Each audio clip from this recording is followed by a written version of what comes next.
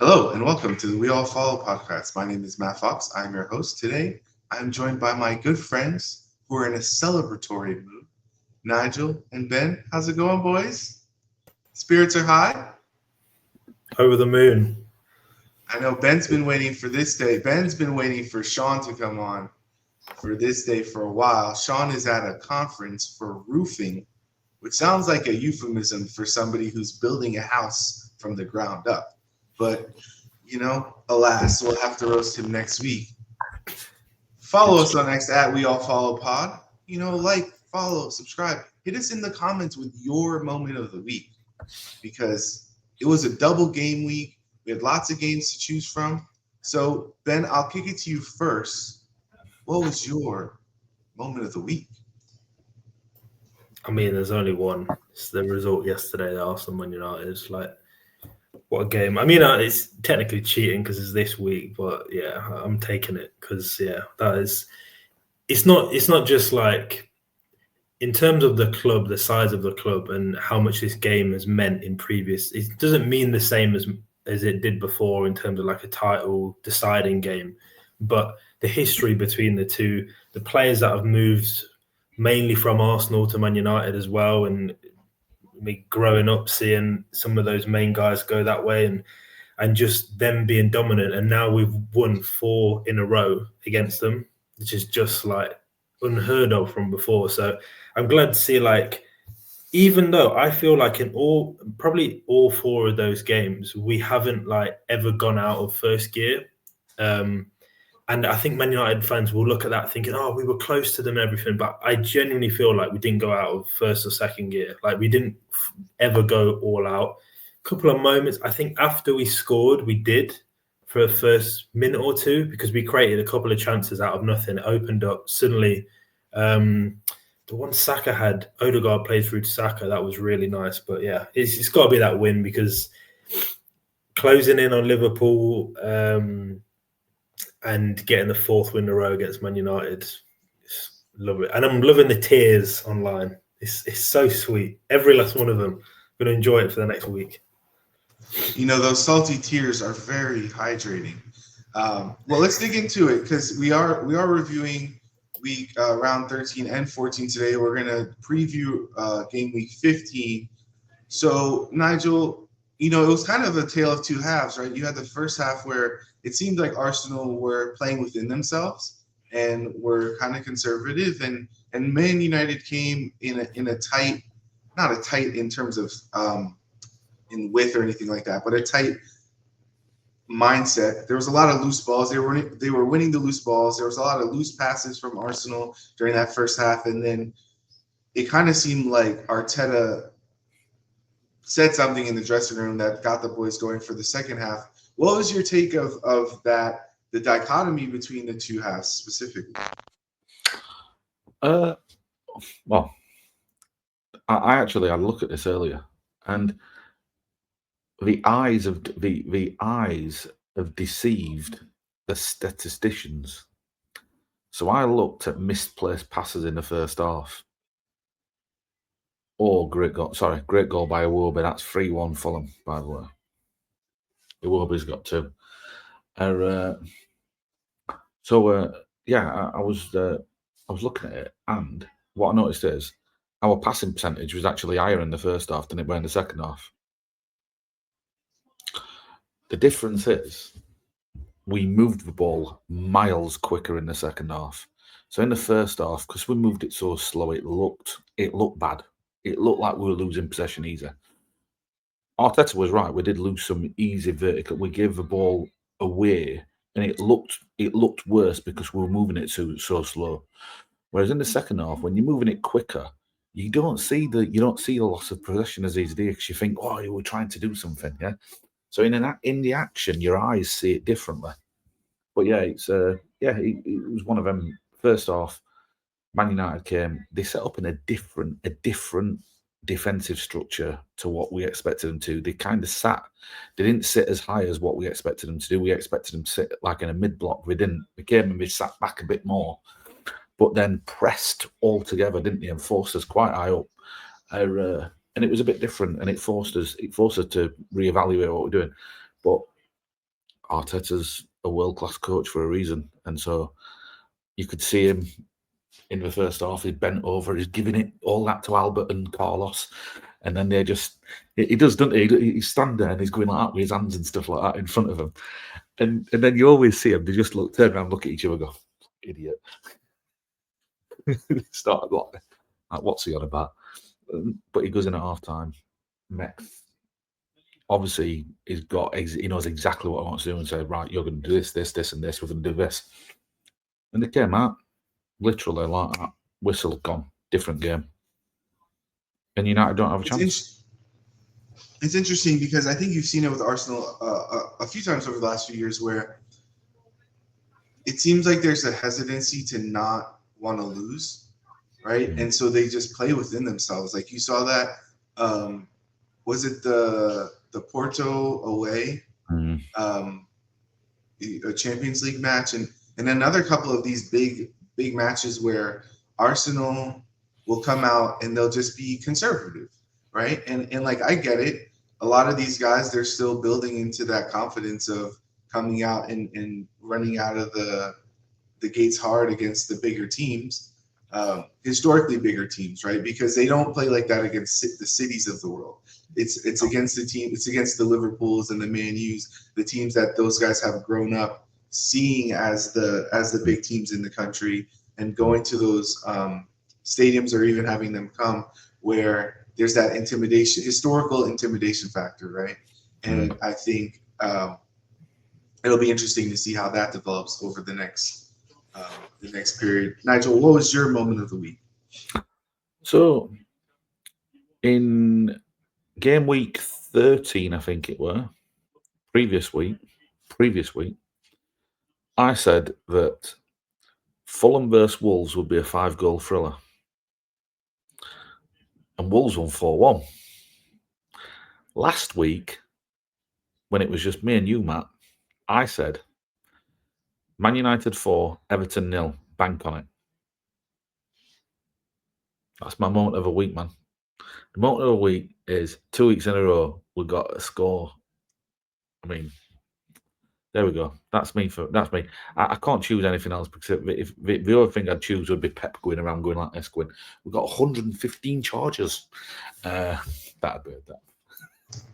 Yeah, that actually leads into my moment of the week, which was the Liverpool 2, Man City 0 dismantling that took place at Anfield. Liverpool with 3.57 XG.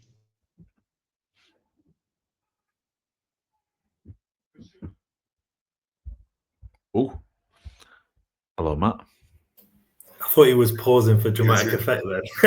And I was like, oh no, you're frozen. No, I'm not sure what happened. Dramatic effect. Liverpool had 18 shots. Man City had 8. It was a drubbing, and I think it was one of those games where, in my opinion, you see this happen in like the NFL. Nigel's a big NFL guy. You see this happen in the NFL where you have a dynasty, and the dynasty is on the downturn, right? And then you have one of these games. Usually it's in the playoffs where they just get beat to hell, right? And it's a drubbing, and you're like, well, there's the end, and it's never always obvious. It always sneaks up on you, right? And you're like, okay, I think they could still do it. I think they still have it. They have these pieces, and then you get smacked down, and they're like, nope, you guys are done. And it was interesting because I was looking at the goal table, and Salah is on 13 now, and Haaland has 13. And I was like, oh yeah, he had those like hat tricks, the 2 or 3 hat tricks that he had at the beginning of the season, but he hasn't scored in like 3 weeks at this point.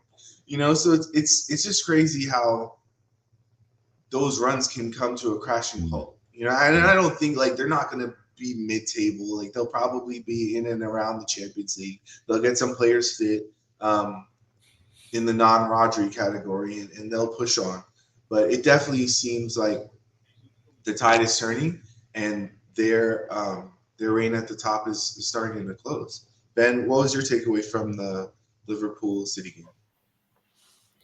Yeah, I mean, just that really, like the gap between the two, it just seems so obvious. You've got one team in like a crisis, if you like, and then the other on such a high after beating Real Madrid, looking miles better. But it will be interesting to see what the gap between the two is by the end of the season. You know, do City recover and close the gap? Do Liverpool fall off? Where do Arsenal come to picture there? I don't think it's that early to be a title decider, but it's one of those where when we played City, not last season, the season before, and we were ahead, and City, like, I can't, it just felt like it was men against boys, that typical saying. The way they were like trying to bully people like Zinchenko or whatever that they'd played with before, and like just these little things that were happening.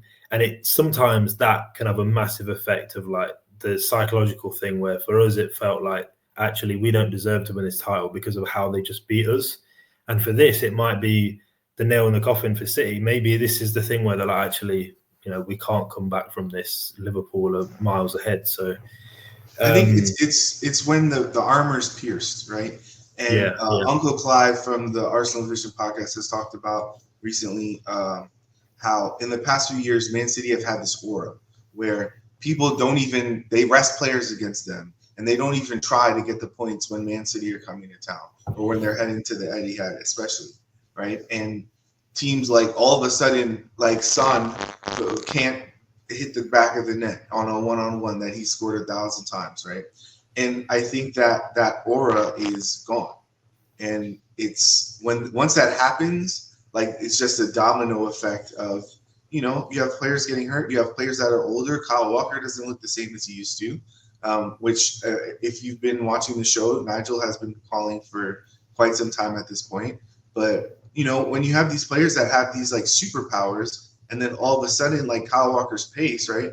When even if he loses a step, then the thing that made him so amazing is stripped away, right? And that doesn't mean he's not a whatever mid-table player. No disrespect to Kyle Walker, obviously, just an example, right? But you go from being like elite to being like top 4, right? And that's the difference. That's the margins in this game. Yeah, I think the difference with him with that is like he's someone who massively relied on his pace to recover, and his position was never the best. So then now he's not got the pace, you're noticing it so much more, and then it then affects everything. If you're having make a couple of mistakes, you can see it stays in his head a bit longer. And I don't know what it is with Walker. He seems to get rattled quite a bit.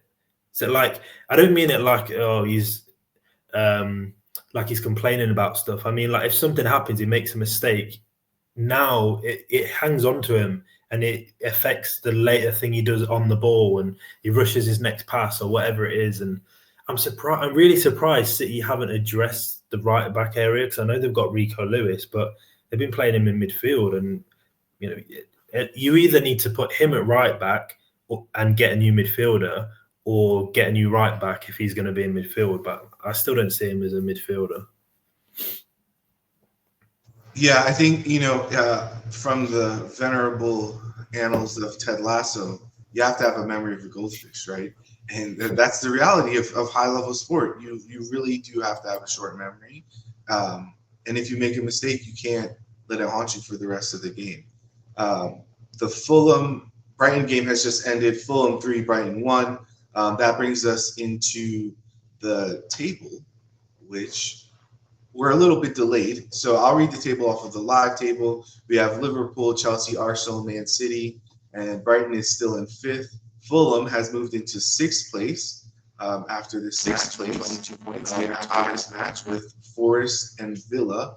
Villa coming off of a Villa much needed win, but they still find themselves in 8th. Bournemouth and Spurs are still playing right now, but that is 9th and 10th place. Going to the bottom half of the table, we have Brentford, Newcastle, Man United dropping into 13th after their loss against Arsenal, following their win against Everton. West Ham, Everton, Leicester, and Palace above the drop zone. Palace seeming to round into some level of form. out of the worst parts of what they've been in this season, and that leaves Ipswich, Wolves, and Southampton in the bottom three. Southampton on only 5 points. All right, boys. We are 15 games in, 14 games in, 15 games in. What do you guys think? How the table is starting to form? You have a Liverpool with a 7-point lead on the pack that's behind them. Nigel, do you want to be the leader or do you want to be the chaser? I want to hunt. I want to hunt. You got 24 games left. 24 games to hunt them down. And the first time that we go away in December, they drop points, and it should have been more, to be fair. It should have been more. Newcastle were dominant that first half. How we only got 1 goal, I don't know. And then, I mean, the referee blowing a whistle at the end, there's a bit of controversy, but he did blow it quite early. But what I couldn't understand is there was 5 minutes extra time, and 2 minutes of that was spent dealing with something. So they only actually played 3 minutes. They blew it at 5 minutes, bang on. So it was a bit stupid, that. But yeah, I'd rather be the hunter. And I think that what you're going to now start seeing is that top 4 pull away from the rest of the pack. And I expect Chelsea to be the tail end of that 4 within 5-6 games. I expect Chelsea to be the tail end. I mean, Chelsea. For the record, Chelsea have a very favorable run for the next 6 matches. But Chelsea are one of them teams. If you'd have watched them against Southampton, I've watched bits of their game against Southampton. If Southampton weren't as bad as what they were, Chelsea get beat. Chelsea ain't good. They weren't. They was not good. It's just that Southampton were shockingly bad. I mean, shockingly bad. I saw something that apparently Southampton got I think it was 1.3 XG. I've not watched the game, but that alone, they don't create a lot of chances. So for Southampton to get that much XG, obviously they didn't finish their chances very well, but they also scored. So yeah. It's I don't expect Chelsea to stay up there. I expect them to be the third one of the 4, and it's from then on. I think the best battle is going to be who's going to finish, because I think that there's so many teams who are all so like each other. So anyone from Bournemouth, West Ham, up to Brighton. West Ham aren't a bad team. They've just got a shocking manager. And if they replace him, then they could become pretty good. But anyone from West Ham up to Brighton, you've got 10 teams who are all going for 2 European places, really. Battle of the mids, would have to call it, won't we? Yeah, it's definitely going to be. I think it's going to be a tight. It's shown to be that so far, but I think it's going to continue to be a tight, 5 through 10 spot, even a little bit further. I think some of those kind of teams will drop off as we get into the holiday fixture period, and you're playing every 3 to 4 days, especially the teams that are in Europe, as we tend to see throughout the years. I did want to note that Liverpool are on the same amount of points as last year with the same fixtures. So as of today, they have 35 points from the teams that they played and where they played them. And they had the same points from those equivalent fixtures last season. Which is to say that, the fixture list is a fixture list, and you can only play the teams that are in front of you. And at the same time, they haven't massively outperformed last year, right? And they have a lot of tough fixtures yet to come. So as we saw yesterday, they managed to come back a couple of times at St. James's Park. But, they're a team that can definitely be gotten at defensively. And it's going to be interesting as we go through, like we said, this next period of fixtures where basically until March, the teams that are in all the competitions are going to be playing literally every 3 to 4 days, all the way until the next international break. And then you throw in potentially a two-legged semifinal.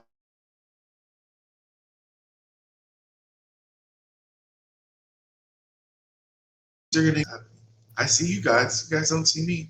I see you guys, and you guys don't see me. It's weird. I'm not sure what's going on. But you got the two-legged Carabao Cup fixtures coming in.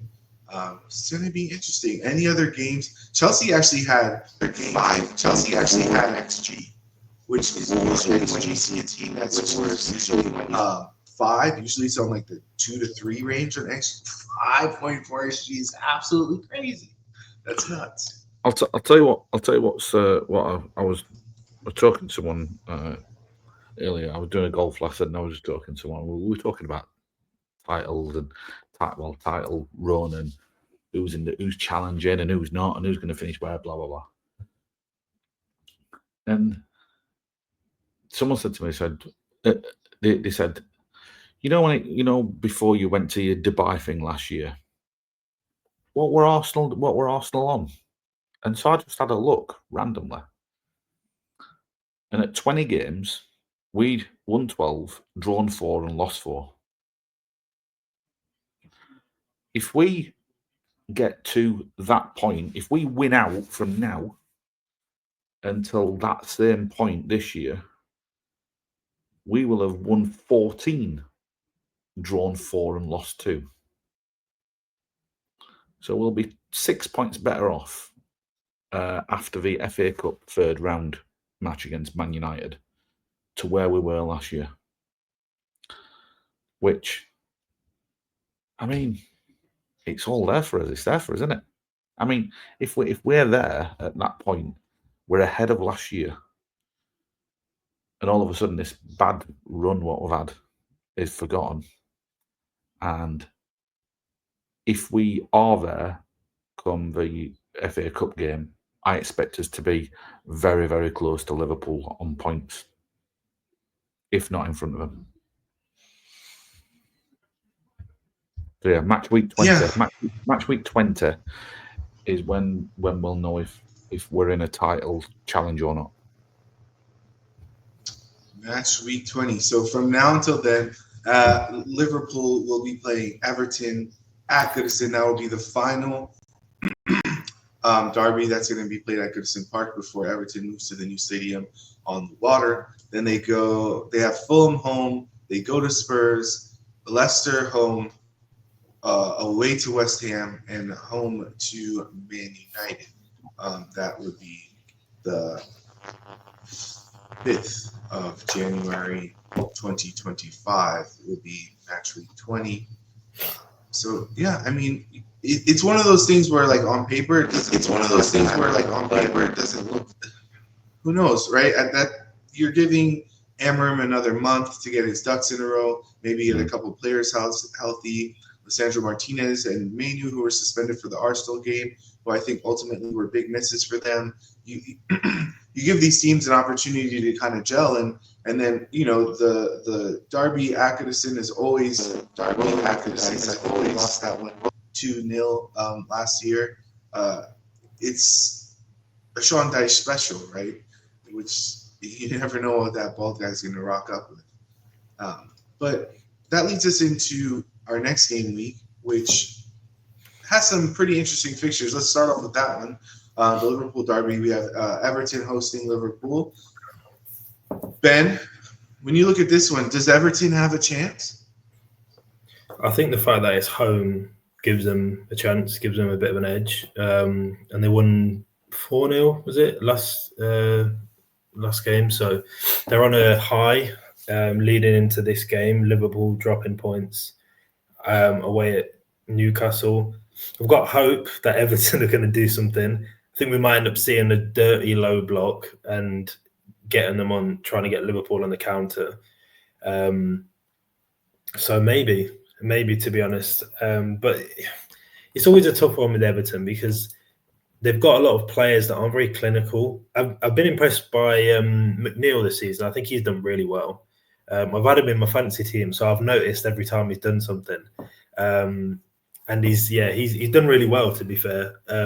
Playing in a more central role, so he's getting a lot more involved in the goals, and I think that's helped them a lot to pick up points. But yeah, I think Liverpool, the thing with them is just Salah. Like, the guys, you could say he's the best player in the world right now, I would say. I think it's hard to think who else off the top of my head isn't, because the rate that he's scoring at, and then also getting assists, he's creating a lot more for the rest of the team, but also arriving with some big goals, winning them games. So he's going to need to be at his best. But if you've got a lower block and Everton are obviously very physical, there's a chance that they could just nullify their attack quite well. It all depends on how well they set up, because we've had it with them before, Everton, where Dyche has made it so frustrating, and when they get it all right, it's near impossible to get through. But then sometimes a couple of mistakes, you concede an early goal and the heads drop, and then they end up losing 4-0 or whatever. So the fact it's a derby, you'd think that wouldn't happen. But yeah, I think it'll be a close one. I don't think there'll be like loads of goals in it. Nigel, what's your Everton Liverpool predictometer saying? I agree with what Ben said, actually, and I think that this is Everton's last Merseyside derby at Goodison. Emotions are going to be high. I do think Liverpool will score. I think it'll be 1-1 or 2-2, maybe 2-1 to Everton. Can they sneak? Can they score twice? I mean, they scored 6 yesterday, but only 4 of them counted. But yeah, I think Everton could put up a good fight, to be fair, and they're always going to be up for this. They're going to be up for it, and this is a second tough away trip for Liverpool in a row. I know it's only 400 yards over Stanley Park, but it's a big one. It's a big one. Yeah, this screams like first 15 minutes Everton goal, first nastiest of low blocks, and Salah 90 plus to seal the draw after like a battering. It's just one of those like peak Dyche ball games. Like, you get a dodgy goal off of a set piece or off of a fast break, and then you sit all the way back in with 11 guys behind the ball for 95 minutes. And then there's like some Liverpool magic that Salah continues to pull out of his hat. He's on 21 G plus A's, 13 goals, 8 assists after just 14 matches. He's on fire right now. I mean, when you look at that, Ben, from your perspective, is that sustainable?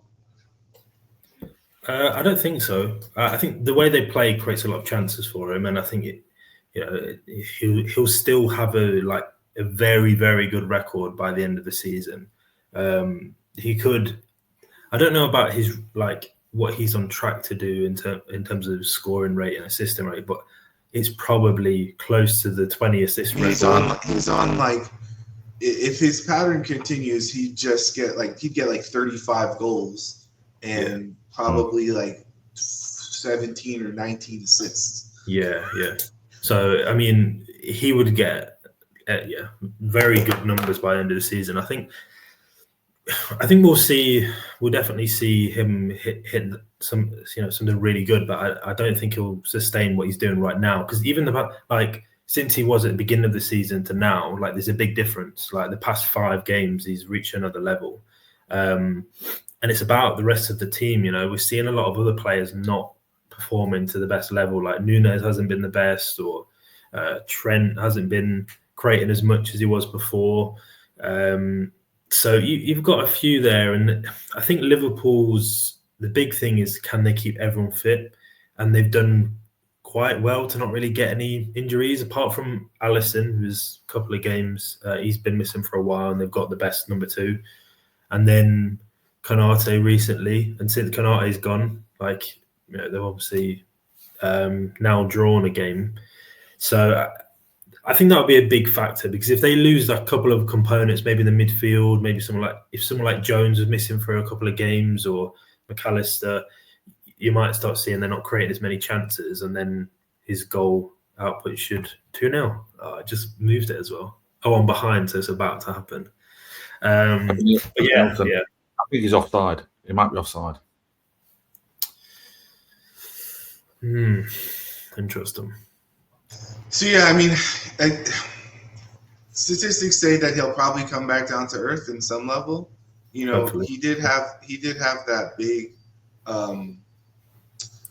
the big season 17-18 where he had 32 goals off of 24 xG. But outside of that one, he's been was a little bit above xG in terms of xG to goals, right? So right now he has 10.4 xG and 13 goals. Right, so he's running a little bit hotter than he normally does. History says that he'll come down to earth a little bit in that sense, but again, it's all vibes right now, and they're on a high, and you know, they have their new manager, and it's going to be interesting to see as the adversity hits how they respond, right? Because you can go from being at the top of the table to drawing at Newcastle and having not getting all 3 points at Goodison, and all of a sudden Arsenal is 5 points behind. Arsenal is 5 years behind, right? And Arsenal go and play the bottom of the table for the next 6 games, and you have some tough matches that ultimately suddenly look a lot tougher. I'm going to take Sean's role for today and look at the kind of Saturday window that has Aston Villa, Southampton, Brentford, Newcastle, and Palace City. I'm actually quite interested. I think the Brentford Newcastle is going to be a really good game, but I'm almost more interested in the Crystal Palace City one to see Crystal Palace, who's starting to put some results together. Right, they're coming off of 3 draws, 1 loss, and 1 win in their last 5, but their last 3 results have been draw, win. They managed their way out of the last fixture. I was watching the second half, and it looked great, but they got the result. It's kind of in there, and they were against Ipswich. They were at Ipswich at Portman Road, and they pulled out the late winner to finish the game. It was a late winner, 60th minute, with Mateta, a little bit of magic. They didn't look super convincing, but Nigel, when you look at that one, what do you think that Palace can trouble City with in the trip to Selhurst Park? You see, I know City won against beat Forest 3-0 midweek, yesterday. I'm tempted to say that might have been a false dawn. I know De Bruyne came back and they looked better with De Bruyne supplying Haaland with bullets, but they still look dodgy as hell at the back. And even worse now, because I think Manuel Akanji's got injured. And Palace are probably the last team who I'd want to go away to if they've got Eze, Ismail Assar, and Jean-Philippe Mateta on fire. Them 3 could cause City no end of problems. But I will tell you one thing.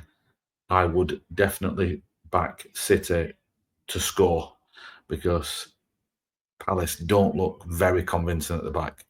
I know they kept a clean sheet against Ipswich, but Ipswich didn't look great going forward in that game. Still managed to create chances, because Palace are not. He surprised me as well, because they've got Guehi and Maxence Lacroix, and I think that them 2 are really good, but then they've struggled playing for it at the back. They've struggled, and it's either been Richards or it's been Mitchell, and then they've had to decide who's going to play a wing back, whether it's Munoz or Mitchell. Yeah, it's got a bit messy, to be fair for them.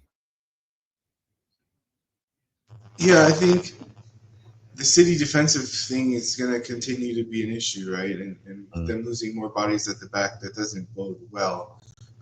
Ben, have you had a chance to see new look Leicester City under our great friend from up north? No, I haven't actually. I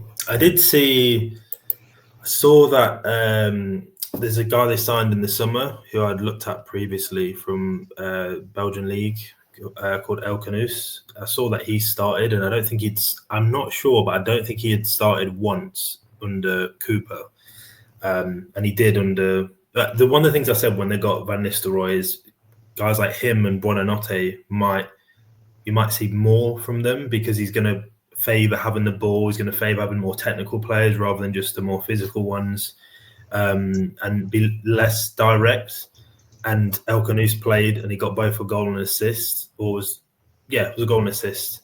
So he's one to look out for. There's two players that I have no idea how these teams got them, and it was him, and then it was Southampton getting Mateus Fernandes.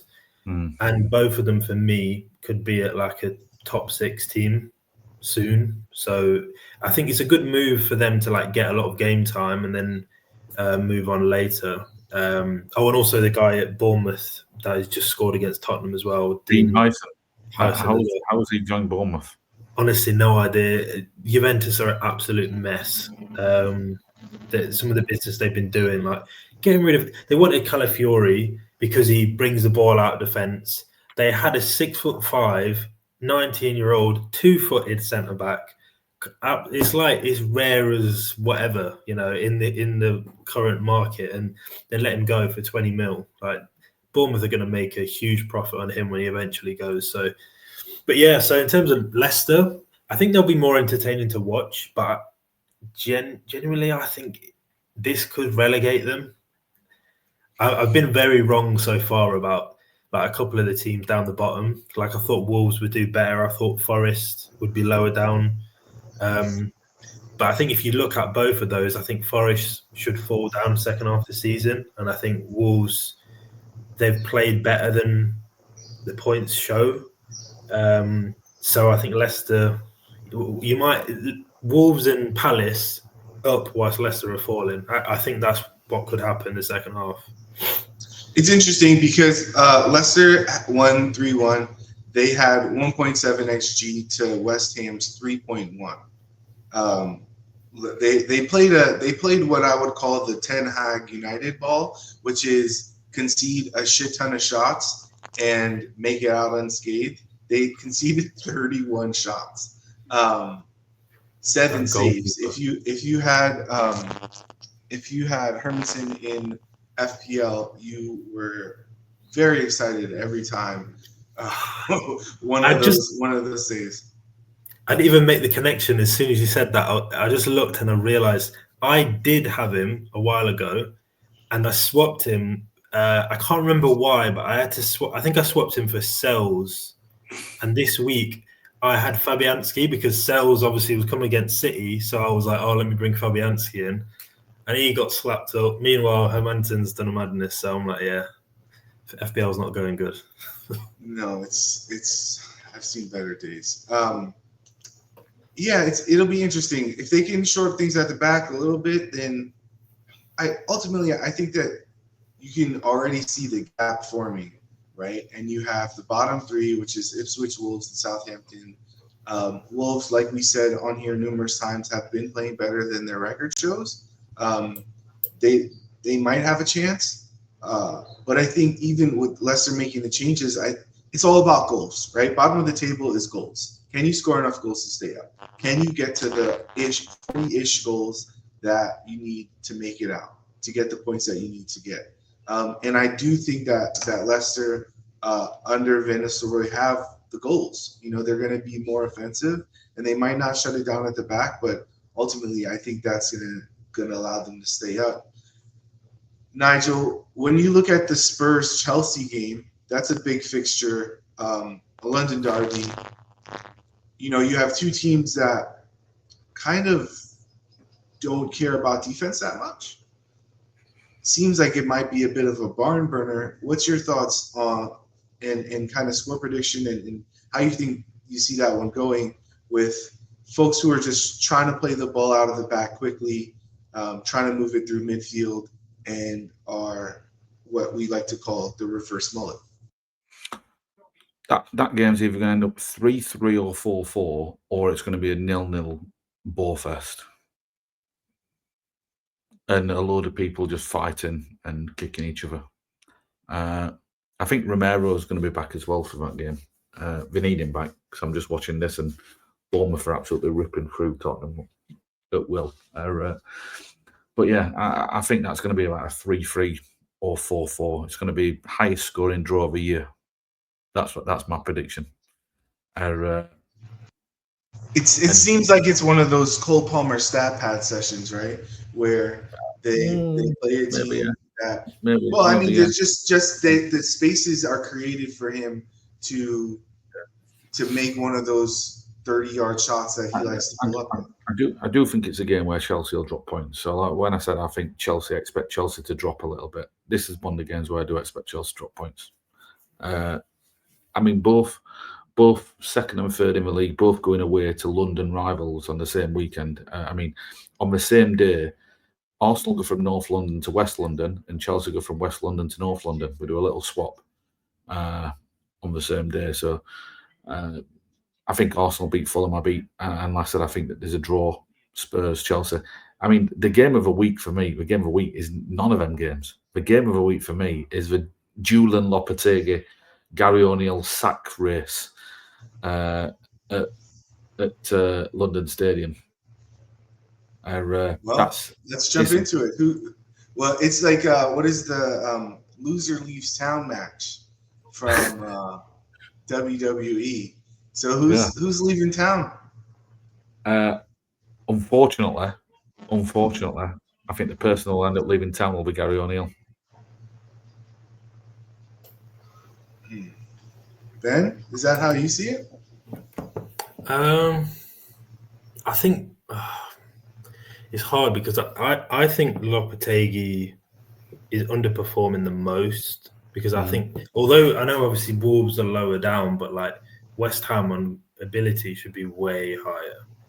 And I didn't rate him from the beginning. Like after how much they spent at the beginning in the summer, I was like, no, but the manager, like he's the factor there. So I think both will go soon. I would say him first, but I did see something today though. Wasn't there a report that said that he might that he's like he might go? Yeah, and West Ham have said that Lopetegui is definitely going to be in charge this weekend. And the only reason why I think that O'Neill might go first would be I watched West Ham against Leicester.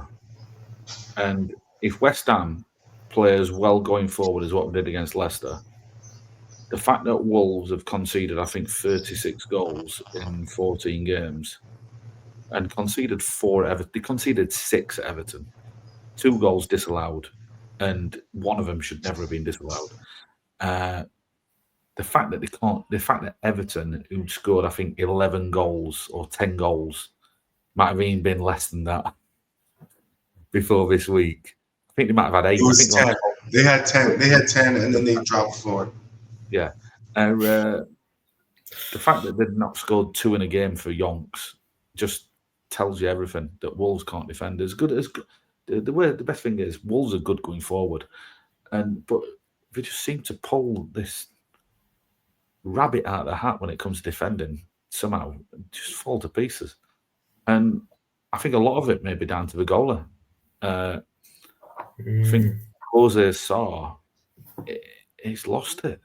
Yeah, because they were trying to get one, weren't they, in summer? They got Sam Johnson. They got Sam Johnson, didn't they? And he's injured. They got Sam Johnson. He's not playing though, is he? Broke his arm. He broke his arm, didn't he? Yeah. So yeah, that's. I think that, and then you look at the back line, and they went with Dawson and Totte, and I'm thinking, whoa. Ryan Aït-Nouri, I love him as a player. I think he's a great to watch, but he's an attacking left wing back, and playing in a back four, it's just not helping him. Nelson Semedo is just a walking yellow card. So he usually gets booked 5 times in 5 games, then misses a game, then gets booked another 5 times, misses a game. So yeah, they're so poor defensively. I just think West Ham are going to score. I think that could end up being about 4-2. Looking at it a different way, which team, Nigel, do you think would benefit more from making the change? 100% West Ham. 100% West Ham. Julian Lopetegui he showed how good he is with Wolves when he was struggling with Wolves, and then Gary O'Neill came and took him up and banged, they were flying. So it shows you how bad he were towards the end of his Wolves thing, and he's basically just carried on what he was doing now at West Ham. If I were West Ham, I got seller's remorse, the fact that I got rid of David Moyes, because Moyes was miles better. The only problem what they now have, West Ham, is if they did make a change, who do you bring in? That's going to be a big talking point. Would they? Do you know what'd be interesting? I wonder if anyone's got a bottle to bring Eric Ten Hag back to the Premier League. Oh, no. The thing with Ten Hag as well, his ego wouldn't allow, and it just wouldn't happen. Do you know what I mean? I think he thinks he needs to get the top job. Yeah. But I saw they were linked with the ex-Porto manager, Sergio. Yeah. Conceição, yeah. Conceição, our favorite. He doesn't speak English. Is it not? Oh, yeah. Well, I think if they got him, he'd be really good. The only other one I mentioned before was Carrick. I think Carrick would be a really good one, but he might just stay at Middlesbrough and get promoted. Like, he's doing a good job there. So yeah. I mean, but we talk about this. We talked about this last time there was an opening, and when you have the money that these Premier League teams have, you know, and you might have allegiances to whatever club you're at, and you might want to make it up and get promoted, but you know, when you're in the slog of the championship, playing twice a week, every week for months on end, and then if you're not in the top 2, you're trying to play in the playoff, and it's like a literal roll of the dice at that point, and you have the opportunity to jump into a Premier League club that has solid players like West Ham. Like we've said on this podcast many times, West Ham has good players. And, you know, if you're Michael Carrick, forget a promotion. Like, just take the job now. You're going to have at least probably until the end of next season to minimum, right, in terms of like a runway for results and getting your system in place, right, because you're coming in mid-season. I don't know. I think it's a bit of a no-brainer when they're talking about a giant increase in your wage packet and ultimately having access to a lot better players. So, you know, we'll see. The loser goes home derby, which will be this weekend, West Ham Wolves, which is the last game of this match week. And then we have a full early games next week. So this is what you got. Boys, it's been awesome. Had a good chat with you guys today. Congrats on the big win. And until next time. See ya.